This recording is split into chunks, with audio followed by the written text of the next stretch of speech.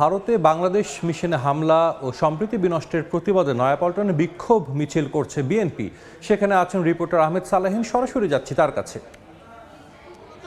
ভারতের নেতাকর্মীরা আবারও যে ষড়যন্ত্র করছে বা ভারতের যে একটি গোষ্ঠী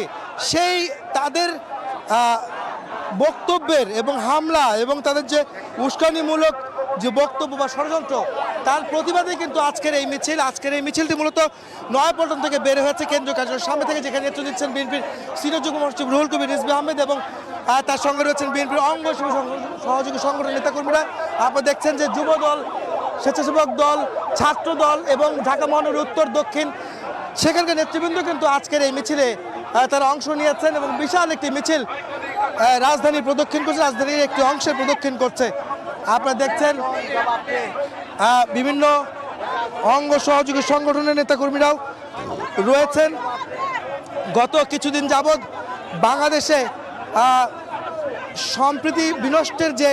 ষড়যন্ত্র চলছে বা চক্রান্ত চলছে, এই ধরনের ঘটনা কিন্তু আমরা দেখেছি বা বিভিন্ন জায়গায় কিন্তু আসছে যে উদ্দেশ্যপ্রণীতভাবে একটি গোষ্ঠী যে চক্রান্ত করছে তারই ধারাবাহিকতায় গতকালকে ত্রিপুরার আগরতলায় যেখানে হামলা হয়েছে সহকারী হাইকমিশনার বাংলাদেশের, এবং তারই ধারাবাহিকতা বাংলাদেশের এই সম্প্রীতি নষ্টের ষড়যন্ত্র চলছে এইটি কিন্তু তারা দাবি করছে বিএনপি নেতাকর্মীরা, এবং তারা বলছেন এই ধরনের ষড়যন্ত্র থেকে রক্ষা পেতে সবাইকে ঐক্যবদ্ধ থাকতে হবে এবং বিএনপি সহ তারা যে বলছেন বাংলাদেশের সবার মানুষকে স্বাধীনতা সার্বভৌমত্ব রক্ষার জন্য সবাইকে ঐক্যবদ্ধ থাকতে হবে এবং সবাইকে সজাগ থাকতে হবে, ষড়যন্ত্র মোকাবেলায় প্রয়োজনে প্রতিরোধ গড়ে তুলতে হবে, শুধু প্রতিবাদী নয়, এরপরে প্রতিরোধ গড়ে তুলবেন তারা। আপনারা দেখছেন যে তারা অভিযোগ করছেন শুধু ভারতই নয়, ভারতে বসে পতিত স্বৈরাচার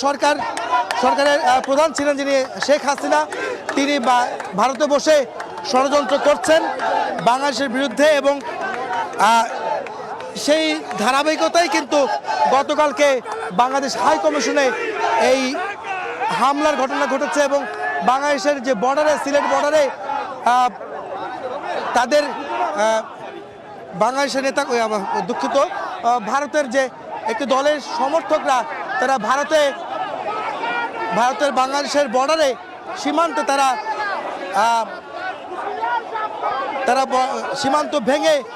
প্রবেশ করার চেষ্টা করে বাংলাদেশের দিকে, এবং এই ধরনের ঔদ্ধত্যপূর্ণ আচরণ তারা করছেন, যেটি একটি দেশের স্বাধীনতা সার্বভৌমত্ব এবং আন্তর্জাতিক আইন লঙ্ঘনের একটি বিষয় বলা যায়, যিনি বিএনপি নেতারা কিন্তু সেই অভিযোগগুলি কিন্তু করছেন। আজকে সেই মিছিলটি মূলত এই প্রতিবাদই হচ্ছে। আপনারা জানেন যে কিছুক্ষণ আগে 12টার দিকে নয়াপল্টনে কেন্দ্রীয় কার্যালয়ে বিএনপি সিনিয়র যুগ্ম মহাসচিব রুহুল কবির রিজভী আহমেদ তিনি